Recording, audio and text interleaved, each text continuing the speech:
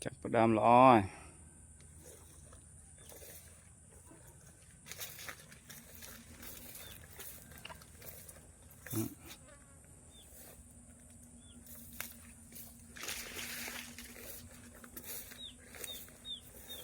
nè hai màu đi cà ló đây nè màu pui chứ nè đi cả màu đây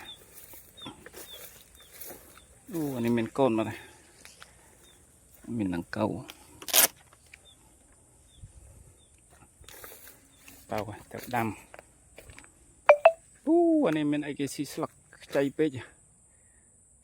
ấy ngao chứ ngon này lo chay nhanh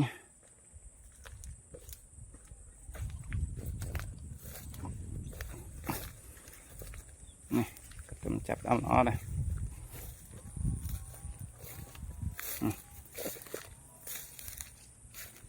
nấu chén đam tiên nó không nóng đâu